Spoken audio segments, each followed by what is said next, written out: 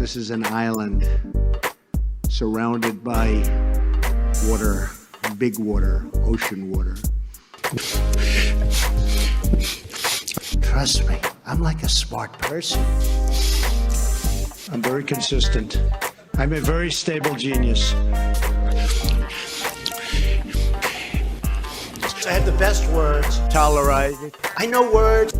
Mike Pounds. I hope they now go and take a look at the oranges of the investigation. But there's no better word than stupid. Anonymous, really anonymous. I'm very highly educated. One of the wettest we've ever seen from the standpoint of water.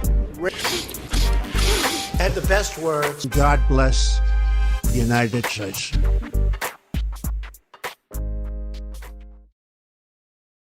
I'm in Mike trouble. Pounds.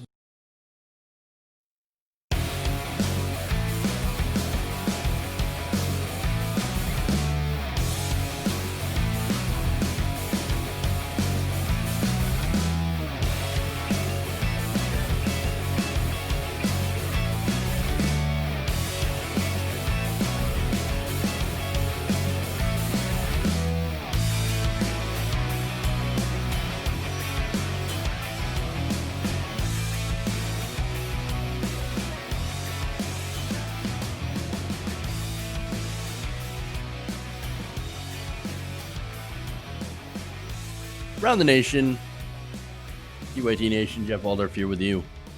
Welcome to the show. It's Wednesday, midweek, hump day, and we've, of course, got a full news day for you guys.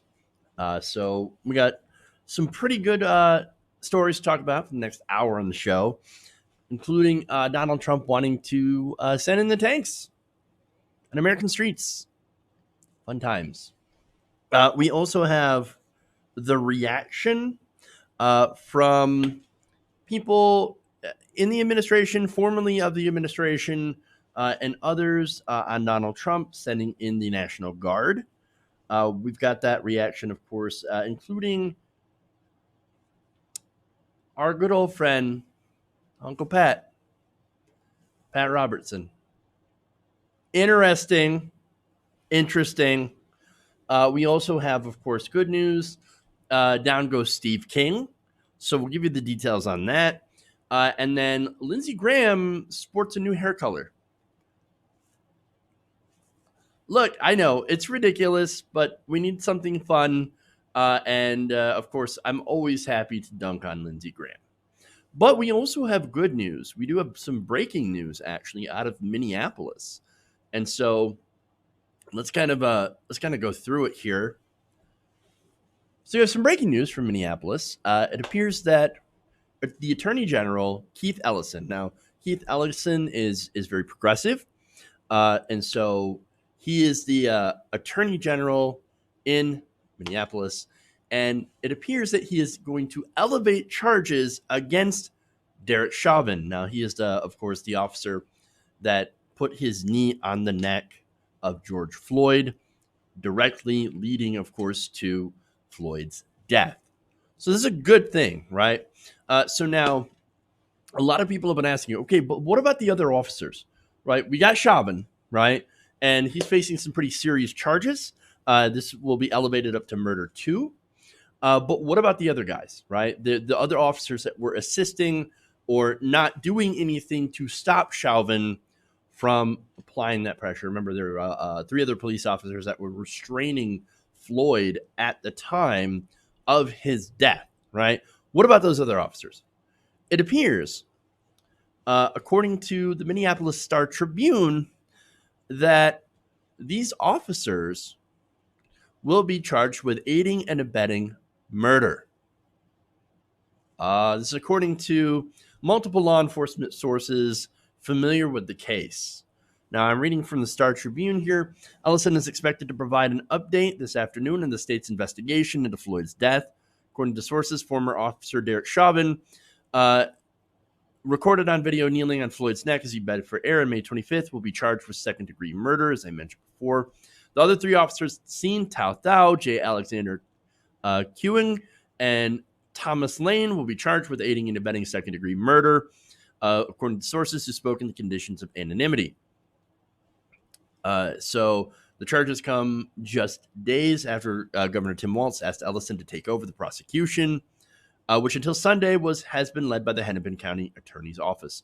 So look, that was a great decision to put Ellison in charge of this. Again, Ellison is the number 2 guy at the DNC. He's very progressive, and he's Muslim, and he's again a pretty good person, right? I like Keith Ellison. I think he's going to really try to go and get the most amount of justice that he can for the death of George Floyd. And so I like that he's in charge, and I like that he's now, going after the other officers as well as elevating the charge against Derek Chauvin. So this is excellent. This is excellent. So now I want to give you a statement here from Benjamin Crump, who is representing Floyd's family. He released a statement earlier today saying that this is a bittersweet moment for the family of George Floyd. We are deeply gratified that Attorney General Keith Ellison took decisive action in this case, arresting and charging all the officers involved in George Floyd's death and upgrading the charge against Derek Chauvin to felony second-degree murder. Attorneys for the officers, however, declined to comment and could not be reached.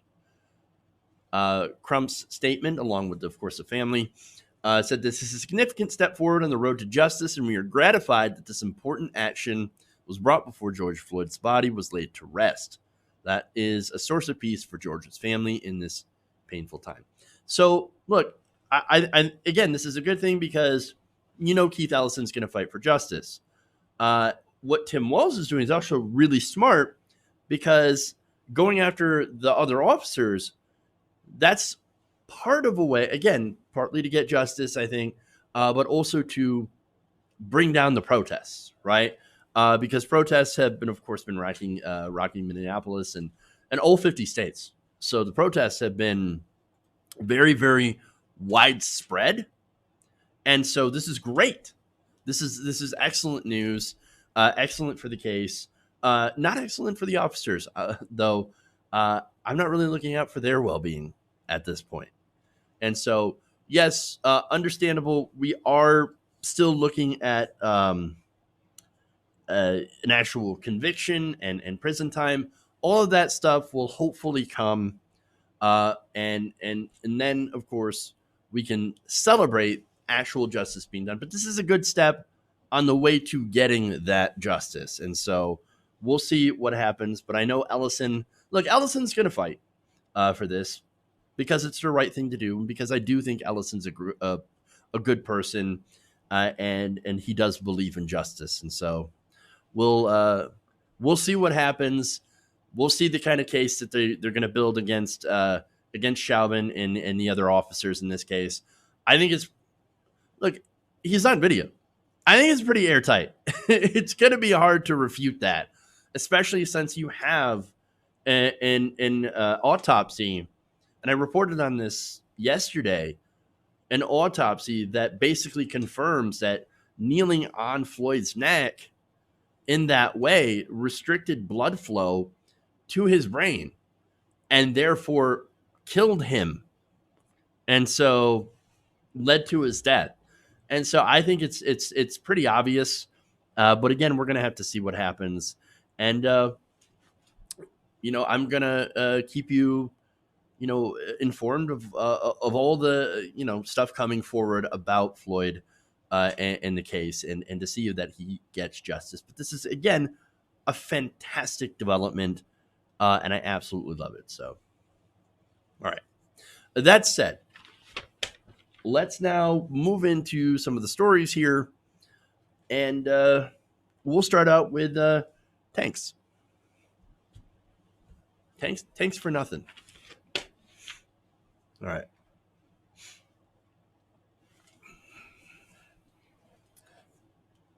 It appears that President Donald Trump is talking about sending in the tanks in order to try to tamp down on some of the protests. Now, this is according to a report in the Daily Beast, which quotes 3 unnamed Pentagon officials who have been getting concerned that Donald Trump is looking to use military forces against American citizens Now, according to these reports, the Pentagon is increasingly distancing itself from Trump's threats to mobilize troops to quell the violence that has emerged alongside some of the protests from the past week.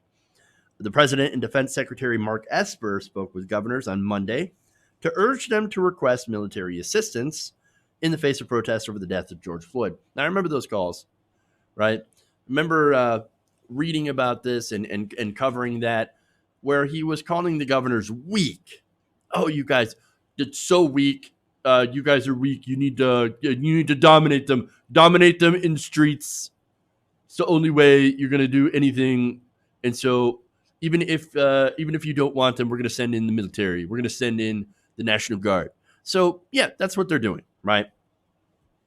And so now Esper was, like I said, was on that call. And according to another call leaked to the Washington Post, Esper told governors that the National Guard stands ready to assist and urge states to dominate the battle space of any protests that have turned violent. Now, already, like, you're going to refer to American cities and American citizens as a battle space. This is not, I mean, this is not like an armed insurrection. These are protesters, mostly peaceful, but yes, you do have rioters and you do have looters, right? Those are not enemy combatants. Stop treating this as if it's a war. It is not. All right. So now, according to these three unnamed officials, Mark Esper, he didn't really mean it. According to them, they told the Beast that despite the call, they had not expected the president to act on this. They said Esper spoke mainly as a show of support to the president and had not expected a further deployment of troops. So understand that they're saying, oh, no, look, he didn't mean it, right? He just went along with Donald Trump because you got to appease the baby. And you got to, okay, yes, sure, Donald, yep. We're going to be very, very strong. We're going to dominate the battle space. All right, so now go back to watching Fox News and let the real adults handle this, right? But here's the thing, right? I actually do believe that, they thought that Trump was kidding. I mean, that's the thing, right? They're like, oh, Trump doesn't actually mean it. No, we're just gonna, echo him, and he doesn't really mean it. And it's whatever, right? He can't be serious about dominating. He's just trying to be strong, right? He's trying to look tough for his base. Well, look, Donald Trump's a pathological liar. We all know this, right? But when it comes to anybody challenging his influence and challenging his power and getting others to use force against his enemies and going after his enemies, Donald Trump is not lying. He's not lying when he says he's going to come after you. He's going to come after you. He's not messing around. He really does want to use force against American citizens. And why is that? Because it's not about serving America. It's not about protecting American interests. It's always been about protecting Donald Trump and Donald Trump's interests. And that's what that is. Donald Trump only serves Donald Trump. And it's amazing that these people that are working in government alongside him still don't understand that simple fact. I mean, look, lefty independent media, we've been telling you this for years, right? We've been saying Donald Trump has fascist tendencies. He's a proto-fascist. He would do this. And yet, mainstream media and these, because let's be honest, right? You think Pentagon officials listen to online lefty media? Oh, of course not. No, they listen to the CNNs and MSNBCs and Fox News of the world. And now, suddenly, when Donald Trump's like, no, let's use tanks against American people, they're gobsmacked. They're like, oh my God, what do you mean, Donald Trump? Go full fascist? No, he would never do that. Of course not. Who could have seen that one coming? Except everyone who literally doesn't listen to mainstream media, who has two brain cells to rub together, right? Because mainstream media, they always, for far too often, they tend to equivocate. Oh, Democrats say this, Republicans say that. Everything's equal, 50-50. Oh, Donald Trump would never do something like that. But he would, 100%. So Yeah, anybody with a functional brain knows that Donald Trump would take the first opportunity to go full fascist and send in the troops and send in the tanks. And so now, Trump, by the way, he is also asked, according to the report, about detailed information on the kinds of military vehicles, including tanks, that could be deployed. So this is a tanks part, right? So now, here comes Tiananmen Square, right? Because here comes the tanks. He wants to send in the tanks. Problematic, disastrous, and yet here's the response from senior administration officials. So one senior administration official that talked to the Daily Beast, he said that this didn't necessarily, the fact that he's been asking about the tanks, right? What kind of vehicles can we send in? Can we send in the tanks? Now, we know how much Donald Trump loves tanks, right? Remember his, his 4th of July parade that he's like, I want the tank. I want to roll in the tank. I want a big military parade like Kim Jong-un and like Vladimir Putin. They've got the big tanks. I want a tank. Like, he's obsessed. He's obsessed. Now, this official says, well, this doesn't mean he actually wants to send in the tanks. No. Quote, I think that is just one of the military words he knows. That's what the official says. Oh, no, he's not actually talking about real tanks. He's just, it's the only one he knows. So wait, now he's literally saying that the commander-in-chief is literally too stupid to know what kind of vehicles he's actually talking about. That's a senior official saying Trump's really, really dumb. Really dumb. Hey, man, I'm not saying it. They're saying that. I mean, they don't have to come out and say, oh, no, this guy's a moron. Just what they say, like, oh, it's just one of the things he knows, meaning he doesn't know about a lot of other things. I mean, have you ever heard anything like this from the Obama administration, right? Where an Obama administration official says, oh, no, yeah, you know, when Obama was talking about that thing, right? Drones, he doesn't actually know what he's talking about. So he wouldn't actually do that, right? No, never. But see, we have an idiot for president. We've got a moron. But this moron is also a dangerous proto-fascist. And so, again, remember, this administration gassed peaceful protesters in D.C. Also, Donald Trump could go and get a photo op at a church. And that's as fascist as you can get, man. Well, maybe not, but it really is the start of it. And we have confirmation, by the way, that William Barr and Hope Hicks, they both were on board with that idea.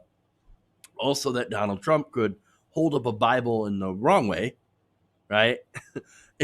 and to do this in front of a church. A church that he didn't go in. He didn't go into that church. He didn't pray. He didn't offer, any sort of help for, the churchgoers. No, one of the churchgoers was actually caught in the tear gas. I mean, it's insane. So now understand, right? I think Trump trying to send in the troops, he's showing his desperation. These protests are a direct challenge to his tough guy ego and his power. So yes, I think he's scrambling to do everything he can to try to stop the protests in the wrong way possible, in the wrongest way possible, not by addressing actual police brutality and trying to implement change, but to be tough, right? To crush them, to dominate the battle space. And so he's even talking about invoking the Insurrection Act of 1807. Trump has declared war on the American citizen, right? There are protests in every single state, every state, 50 states. And look, there's not enough National Guard to go in every single state that if things get violent. And I'm not saying that I hope we go in that direction. I'm just saying that is an actual fact. The point is, though, we've got a desperate, very angry president with no regard for American lives, who is only interested in his power and, of course, his ego. And I'm really concerned that because of how unstable Donald Trump is, he could try to get this further escalated. And I don't know what happens then. And we have to rely on other people in the administration to put the brakes on it. And I just don't have a lot of faith in that. So we'll have to see what happens. All right.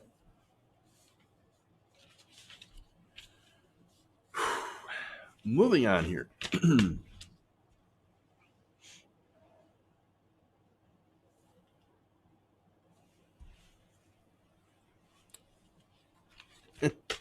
I like all the people in the chat that are talking about the bunker boy.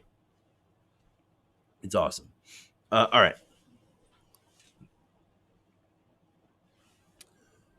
Following the deployment of the National Guard troops and the numerous videos of those same troops and police getting together to brutalize protesters, several administration officials have publicly distanced themselves from President Trump's actions. Now, one of them is Mike Mullen.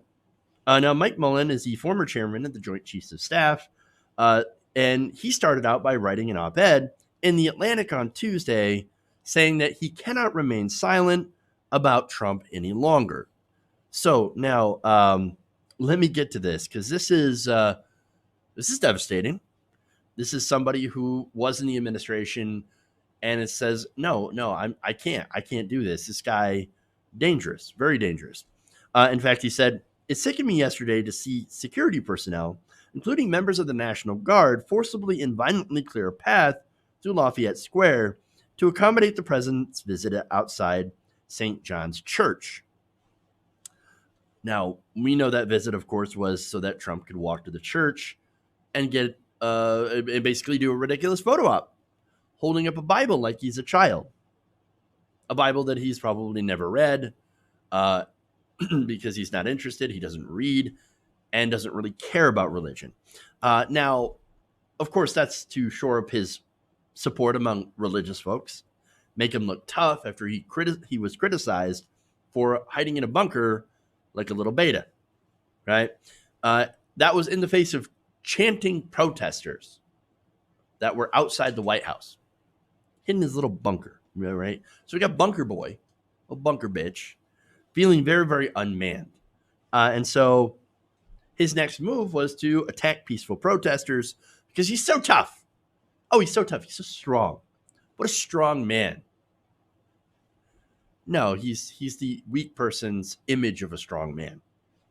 I mean, look, he had people literally tear gassed from the church. There was an Episcopal priest that was literally in her garb in that area, handing out water and snacks and hand sanitizer.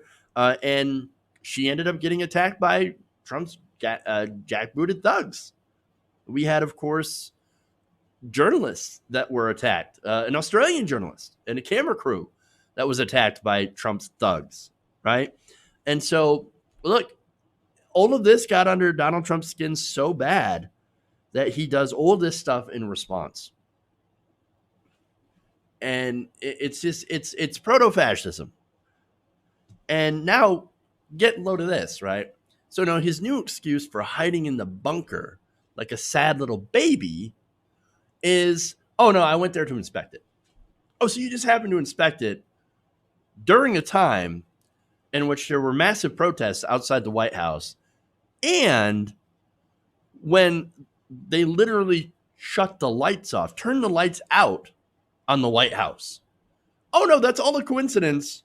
Donald Trump was just inspecting it, and he wasn't actually hiding for protest. No. You've got to be kidding me. Beta male, cuck. Very sad. So now, back to Mullen, right? Because this is important. Mullen served under as chairman under Presidents George W. Bush and Barack Obama, and he went on to criticize that stunt of a photo op.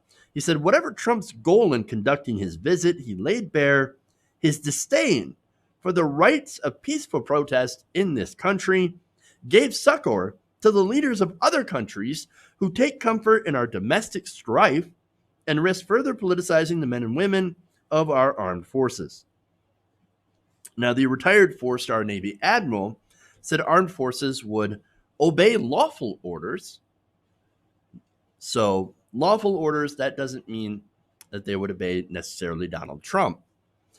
He says, I am less confident in the soundness of the orders they will be given by this commander-in-chief, and I am not convinced that the conditions on our streets, as bad as they are, have risen to the level that justifies a heavy reliance on military troops. So he said, our fellow citizens are not the enemy and must never become so. That is incredibly powerful. So now, there are National Guard members who are beginning to agree. In fact, one activated National Guard member who is currently in the process of refusing orders talked the truth out, and he said that the events of the last few days have shattered his beliefs that there could be such a thing as justified use of force. Quote, most of all, I feel that I cannot be complicit in any way when I've seen so many examples of soldiers and police acting in bad faith, he said via encrypted text message. There's another guardsman, a medic in an infantry line company in Pennsylvania, who has not received orders to deploy. But he says if they do get those orders, he plans to refuse those orders if it comes to it, and is considering lawyering up. He says, quote, I can't do it. Even looking at my uniform is making me feel sick that I'm associated with this, especially after the National Guard unit shot that man who owned a barbecue shop in Kentucky. I live in Pennsylvania. I live with the history of Kent State. I'm not being a part of that.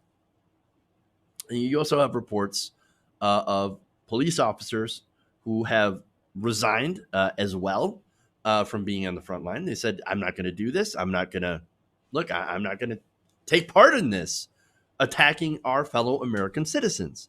And look, it goes further up the chain. James Miller Jr., Department of Defense advisor, has actually resigned, effective immediately from the Military Service Board. In his resignation letter to Secretary of Defense Esper, which was obtained by the Washington Post, Miller Jr., who served with the U.S. Undersecretary of Defense for Policy from 2012 to 2014, recalled that he swore an oath of office to support and defend the Constitution of the United States. You know, that thing, that paper in which, or the document that conservatives claim that they're in favor of? Yeah, that Constitution that now they're in violation of by basically destroying people's First Amendment rights to peaceably gather. Yeah, that whole thing, right? Apparently, there are still people who believe in that document, and they are not in the Trump administration. So now, he also says he swore an oath to bear truth and true faith and allegiance to the same, similar to what the defense secretary had done before he took office. On Monday, June 1st, 2020, I believe that you violated that oath, Miller wrote to Esper. Law-abiding protesters just inside the White House were dispersed using tear gas and rubber bullets. Now, the administration says, oh, no, we didn't use tear gas. Oh, no, we just used smoke. No, it was tear gas. And so they're trying to basically lie and say, oh, no, we didn't use tear gas. You did. And even if you used smoke, there were still rubber bullets and there was still excessive force, and they were still peaceably assembled, and they were still forced out so that Trump could do his ridiculous photo op. There is so much wrong there, right? Than to have a discussion that's bogged down on what kind of chemicals did we use against the protests, against peaceful protesters. But anyway, now he said, and he mentioned this, to clear a path for a presidential photo op, you then, and he's speaking to Esper, accompany President Trump in walking from the White House to St. John's Episcopal Church for that photo. You may not have been able to stop President Trump for directing this appalling use of force, but you could have chosen to oppose it. Instead, you visibly supported it. In his letter, by the way, Miller also queried Esper on whether he believes the Constitution's limits were in relation to his duties. Or, I'm sorry, in where he believes the Constitution's limits were. And so he's asking, like, where do you stop? Where Quote, "You must have thought long and hard about where that line should be drawn. I must now ask, if last night's blatant violations do not cross the line for you, what will? Unfortunately, it appears that there may be few, if any, lines that President Trump is not willing to cross. So you will probably be faced with this terrible question again in the coming days." And look, one of those things that Trump has been talking about, he's been asking about what kind of tanks and vehicles he can put on the streets.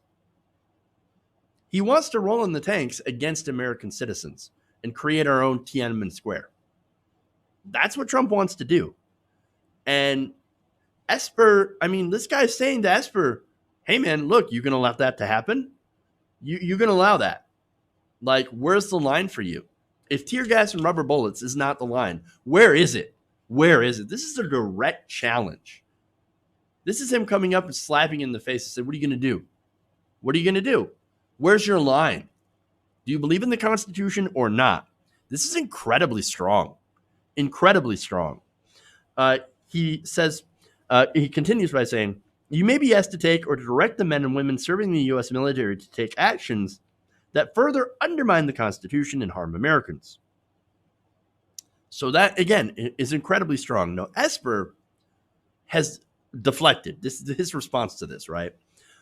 Is to say, oh, no, I had no idea what we were doing. I thought I was going to do two things: to see some damage and to talk to the troops. I didn't know where I was going. I wanted to see how much damage actually happened. Oh, right. Of course you did. Right. And so that's why you were okay with Trump tear gassing people, innocent protesters, peaceful protesters. Dude, really? No. This was appalling. You did allow this to happen. You didn't speak out. You should have, and you should resign. I mean, claiming ignorance while not condemning these actions is pathetic. It is absolutely cowardly. And look, I mean, I'm not the only one that's saying it. A lot of people are saying this because it's true. It is a cowardly act because he's a cowardly person. He doesn't want to go against Donald Trump. That's who these people are. Now, Miller, at the end of this letter, said this, closed out with, I wish you the best in very difficult times. The sanctity of the U.S. Constitution and the lives of Americans may depend on your choices. That's probably the most disturbing thing about this, right? We have people in power who don't care about the Constitution, don't actually care. I mean, look, all those right-wingers, by the way, that were saying, oh my God, wearing a mask and not being able to go and dine in at Applebee's, that's a violation of my constitutional rights. But when this happens, when the military, the National Guard is used against American citizens peaceably assembling to redress their grievances, they don't say a thing. Nary a peep from these guys. Hey, I guess you shouldn't have been out there protesting the police then. Go ahead and lick that boot a little bit more. You might have missed a spot. No, these people, they're deep throating that boot. It's disgusting. It is disgusting. All these people care about is their power. Mark Esper cares about his power and not about the Constitution. He's not going to put his ass on the line. Unlike some of these guys who are putting their asses on the line. Again, we have National Guard members that are anonymous. They're afraid of retribution, but they're saying, look, I'm not going to do this. If you order me to do this, I'm going to refuse. And that's going to come with serious penalties. And so, and serious repercussions. But Esper is too afraid to do that because, again, all he cares about is his power and his privilege and his access to Donald Trump. It's disgusting. He's a disgusting person. All right.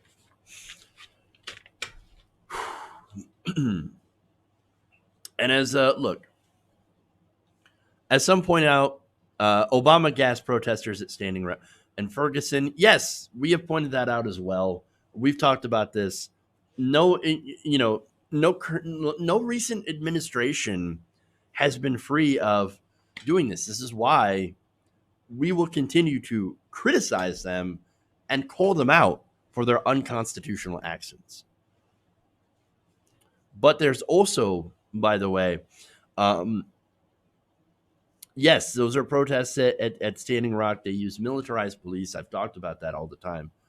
They still didn't call the National Guard out on them, as far as I know. And so, look, this is awful what's going on. Shouldn't be happening in this country. We called ourselves the land of the free, but obviously we seem not to be. All right, anyway, let's move on here. Let's go to good old Uncle Pat.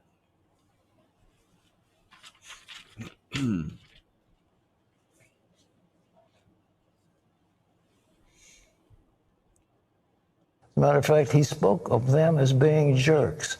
You just don't do that, Mr. President. It isn't cool. It isn't cool, Mr. President. Look, that was Pat Robertson actually breaking from Donald Trump just a little bit. Now, this is over this decision, of course, to use the National Guard to crack down on protesters in Minneapolis and as well as all over the country. In fact, Trump has been telling governors, you are weak, you're pathetic, and if you don't, if you have issues in your cities and you don't want to call the National Guard, well, too bad. I'm going to send them in anyway. And so, of course, there's going to be people that are against it.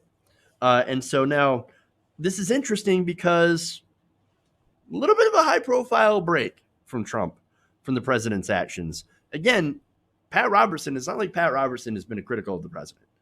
But there are some times where Pat Robertson has surprised me. He appears to be somewhat pro-marijuana.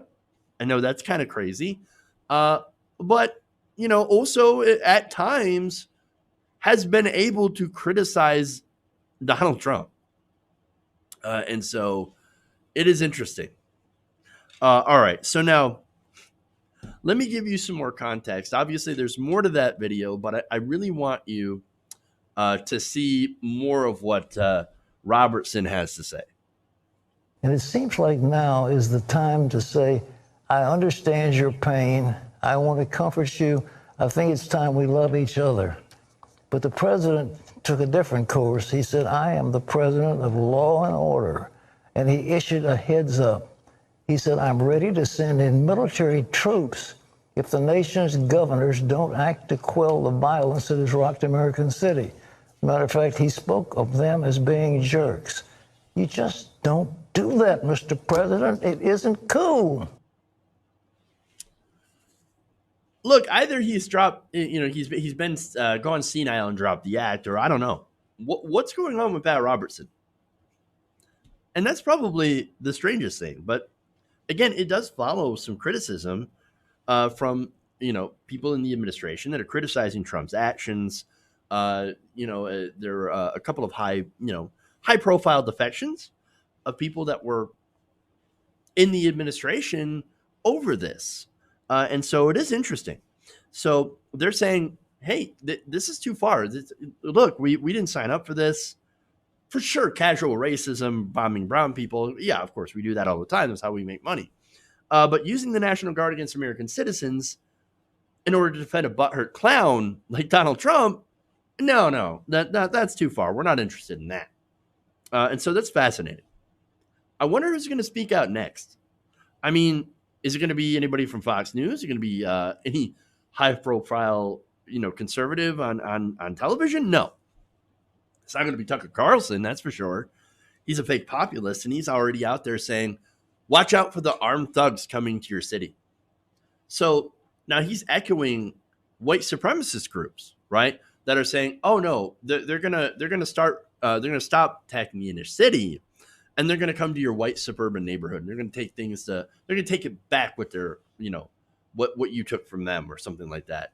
That echoes one of the white supremacist groups that actually tried to use a fake Antifa account, right? They created an Antifa account and said, oh, this organization, we're going to come and attack white neighborhoods. Totally false. Antifa isn't even an organization. And so they don't do things like that. Okay. So now, anyway, look, the majority of protests have been peaceful. The police reactions to those protests, as we've shown you, as we've talked about, have not been peaceful in the majority of cases. I mean, again, you had the police attack domestic media as well as foreign media. And so it's not going to be members of Fox News who are going to be attacked, though, right? And I talk about them attacking the media. That's the one media they're not going to go after. And in fact, there's a reason for that. It's because Fox News is literally out there doing propaganda in favor of the Trump administration's reactions. And they're also saying, well, you know, if the protests were peaceful, we would have supported them. Really? Really? So, wait. Now, Black Lives Matter has been doing protests for some time, right? In fact, there was a man that was kneeling during a football game that was talking about, hey, police shoot black people, and that's wrong, and they shouldn't do it. How did Fox News react to that person? You did own a professional football team. What would you do with Colin Kaepernick? I don't think I'm going to tell you what I do. You don't stand up in the middle of our workplace and start creating chaos because we get fired. But they're not creating chaos. That's chaos. So why is this a big deal? Why is it, in the end, dangerous for this country? These acts of protest are beyond disrespectful. He's trying to make a point, but I don't think he's making it the correct way. I think what he's doing is very bad for the spirit of the country. Just because something is legal doesn't mean you ought to do it. Colin Kaepernick gives money to terrorists. Using the excuse of Black Lives Matter or some other issue that they probably haven't even read up on. They just repeat whatever Colin Kaepernick says on any given day. So look at the people he's donated money to. These are radicals in many cases, very anti-American, ethnocentrically racist black organizations, and again, built on a lie. It is a myth that police are brutalizing black people at some epidemic rate. He acts like he's standing up for Black Lives Matter. There was one, I don't know, I've never been able to confirm this. I looked earlier today that he might have converted to Islam in the offseason. So what are these protests really about? Well, some players claim their core complaint is police brutality, in which case, fine, protest that. Learn the facts, make your case, propose solutions, run for office, try to make the country better. But no, that's too hard. It's easier to follow the demagogues and attack America itself. That entire reel, it's amazing. They look at Kaepernick, who did a nonviolent protest. All he did was take a knee during the national anthem, right? Protested very, very peacefully, just like they claim that they want, right? Oh, man, we would support these protests if they were protesting peacefully. How dare they do the riots and stuff like that? Oh, my God. But wait, you already had that. You had that with Kaepernick. And you saw the reaction. Terrorists. They're supporting terrorists. And the whole entire thing is just a reel of, not like that, though. We want you to but not like that. No protests from black people are going to be good enough for Fox News, right? Because they're not good faith actors. They are bad faith actors. And so, no protests ever going to be good enough for them. It's always going to be, no, not like that. Complete and utter hypocrisy, right? And so, look, Fox News, by the way, they're also putting out news, fake news to justify the crackdowns. And so I wouldn't be surprised to see Uncle Pat go in that direction. But for now, he's actually saying something that makes sense. Criticizing for, Donald Trump and for doing this. And that's really interesting. And maybe this is a result of the faith community breaking with Donald Trump a bit. His support isn't as strong as it used to be among people of faith and even among evangelicals. So I don't know if that's part of this trend. Maybe we'll have to see, but I am quite surprised that the battle has been joined by Skeletor of all people.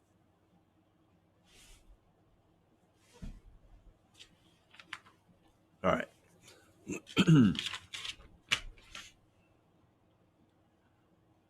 here's what I'm going to do. I'm going to take a real quick break here.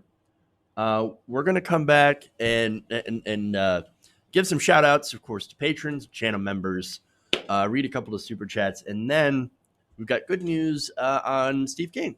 And then we'll dunk on Lindsey Graham. So all that after the break. Stay right here around the nation.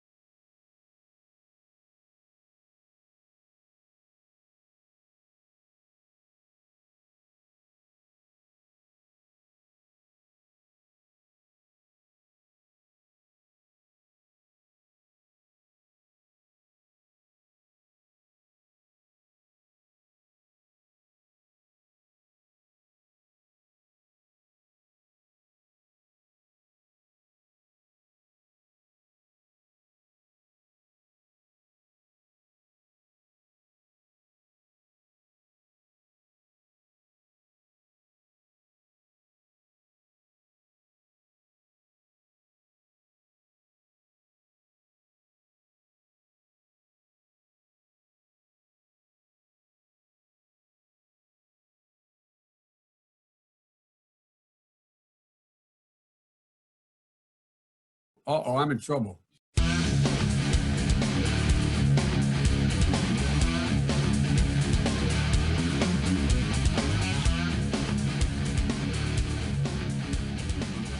Welcome back to the show. Around the nation right here, TWT Nation. Jeff Waldorf here with you.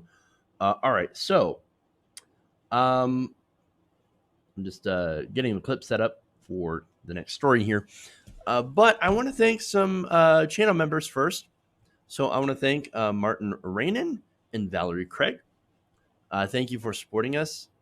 Channel memberships, of course, help us be able to do the show. You sustain the show, and you can join by hitting the join button below. All right, I didn't mean to make that rhyme, but that's what happens. Unfortunate, but let's go on. Patreon.com/TYTNation. I want to thank Sven Radell and Ron Picker. So thank you for signing up. Thank you for supporting independent progressive media. It means the world to be able to do this show. And so thank you for allowing me to be able to do that. And also keep us accountable. In fact, I just got a message from one of you saying that Trump was actually holding the Bible correctly.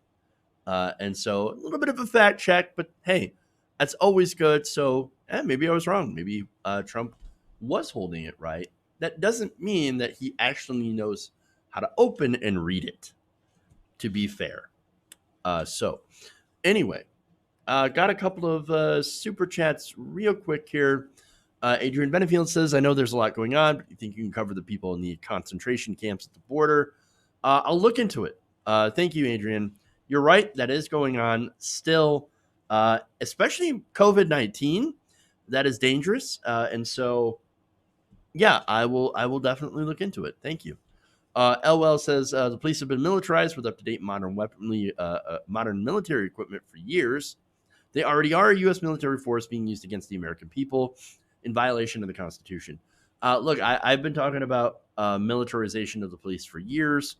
You can go back to 2016, 2015, find stories on that where I was talking about how they militarize the police and how they also use now for some reason I cannot think of the term that's used, but they go through and they'll basically take your stuff if they suspect you for a drug charge, right? If they think that you have drugs in your home, civil asset forfeiture, that's the word for it. That's the phrase. And they'll do that, and they use civil asset forfeiture to fund their toys, their Bearcats, and all that stuff. And so, I mean, it's disastrous. And yes, you're right. They've had a pretty long history of doing that stuff, and we need to demilitarize the police and not use the military against the American people. Again, it's the irony of being, of people saying, "Oh, we live in the most free country in the world," where we definitely don't. And it should be obvious to anyone who isn't a jingoistic moron. All right, anyway. That said, let's move on. We got stories. Go.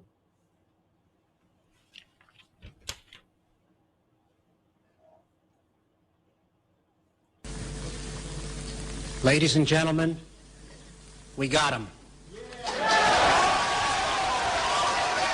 Down goes Steve King. Down goes Steve King. Now, this is Iowa's Congressman Steve King, who was just defeated yesterday in a Republican primary. Wow. So now this is former Iowa State Senator Randy Feenstra, who had defeated King to earn the GOP nomination in Iowa's 4th Congressional District, according to the New York Times. Now, Feenstra will be going against Democrat J.D. Scholten in the general election in November. So now there's reasons, of course, that Steve King lost this primary. Very important reasons. We've been talking about Steve King on the show for quite some time. So now Steve King, open white supremacist. I'm sorry, white nationalist. He wants to make a distinction, right? Now, he didn't think, though, that being a white supremacist or a white nationalist was a bad thing. In fact, back in January, King, during a New York Times interview, while he was talking about immigration, he said this, quote, "White nationalist, white supremacist, Western civilization, how did that language become offensive? Why did I sit in classes teaching me about the merits of our history and our civilization?" Well, look, that's kind of what happens, right? To the victor, like the victors kind of get to write their own history. Which, you know what, it doesn't quite work that way in the South, I've noticed, because, when it comes to history books in the Civil War, they're now being written with the South's perspective far more than the actual victors. And the problem is, of course, with that, is that they're saying, oh, no, the slaves? No, they were helpers. No, they were slaves. Slaves are slaves. Understand, right? And so that's the problem with that. But anyway, how exactly is being a white supremacist not offensive? Well, to Steve King, being a white supremacist it's just everyday life. It's, it's how he rolls, right? But here's the thing. He's been pushing this kind of stuff for decades. Understand, this is not a new development. We didn't just find out that Steve King was a racist POS. No, he's been that way for a very, very long time. And yet, over and over again, the 4th District in Iowa, they voted for him overwhelmingly by sometimes 20 points. So what changed? Well, I mean, look, one thing is J.D. Scholten, right? And so J.D. Scholten is an incredibly strong contender for that seat. In fact, back in 2018, Scholten nearly defeated Steve King, lost to him by 3 percentage points, and this time says, okay, well, now I got name recognition in the district. Now I have national media attention. So now I'm going to take on this guy once again. This time I'm going to win. And so that's the situation, right? And he's backed by Democracy for America. I believe the local chapters of Our Revolution, possibly the national group, Our Revolution backed him. He's raised tons and tons of money. And so he was in a really good position to take out Steve King, which scared the crap out of Republicans because this is a Republican seat. And so not only has Scholten been an incredibly strong challenger to King, but King, of course, kept bringing on controversy.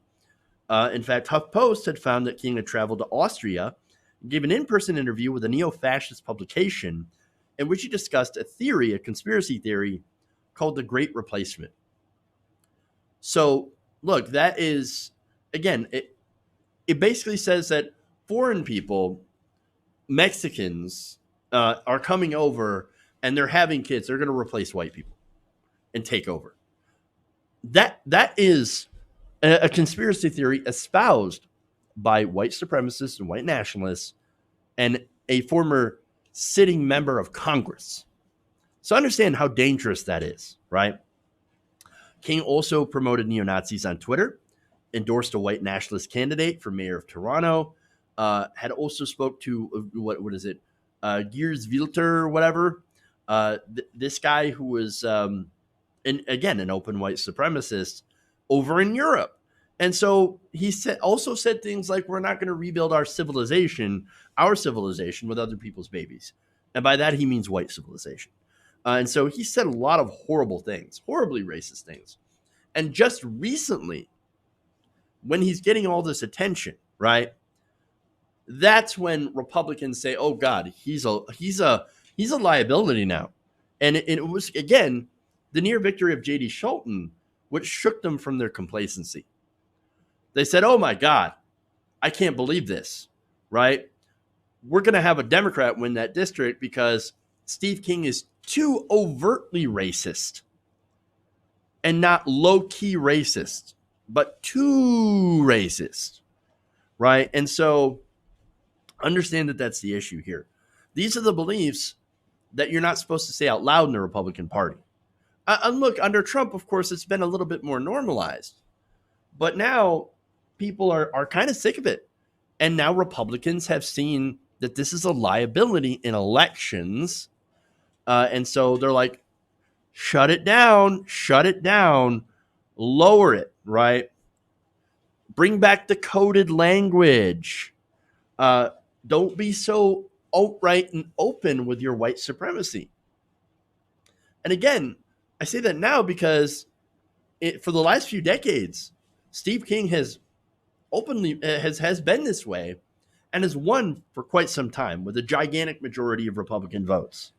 But now, again, he's gotten himself in too much trouble by getting a real challenger. And look, in the upcoming election, understand that Feenstra's still a Republican, right? He's still a conservative. He might not be just as bad, but again, he might be fairly still bad. So I don't necessarily know. But this race, I mean, it's going to come down now to Scholten versus Feenstra. And I don't know what's going to happen in that race now. It still should be pretty interesting. Scholten has name recognition for taking on King. That's real. That's relevant. But with King defeated, is the media going to pay attention to this race? I think so. I hope so. Because again, this is a massively Republican district. And the possibility of flipping it to a Democratic seat, that's going to be, I think, a fairly big story. But with all that aside, of course, at least we can finally say goodbye to Steve King.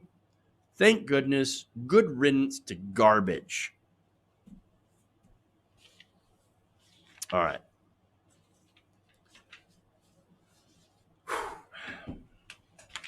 As if I'm not clear enough about Steve King. All right. You know what? I don't have enough time to do the stupid Lindsey Graham story. Again, it's dumb fun. And so I think I'll just kind of wrap it up here. I want to thank you guys, of course, for joining me on today's show. Thank you for, commenting, liking, sharing. Share if you haven't already. It helps us out greatly, of course. Some of our videos from yesterday got demonetized, so it's important to support independent progressive media. Is Bloomberg putting money to dem races? I hope not, because Bloomberg money can get the F out. I don't want Bloomberg money. It's garbage. Bloomberg is garbage. Bloomberg is racist. And actually, no, he hasn't been putting any money. And it's good because I don't want it. I don't want it. And so to answer that question. But anyway, thank you.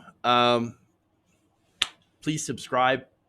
Become a patron, patreon.com/TYTNation. Super chat here from Loot the Rich. Thank you. Loot the Rich Sarah. Thank you for that, Sarah. I do appreciate that. All right, guys. That's it for today. See you guys tomorrow. Stay safe. And, if you're going to protest, make sure to wear a mask, bring the hand sanitizer, and watch out for the cops. All right, guys. Thank you. Love you. And remember, change begins with you. Good night, Nation. We'll see you guys later.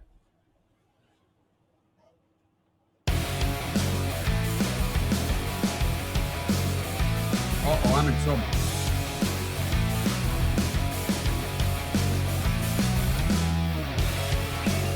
Mike Pounds. Wait. You're getting nervous, man.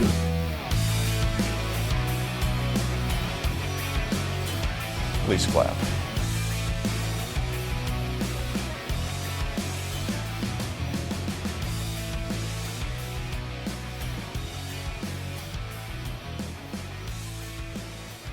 They're kicking me out the door.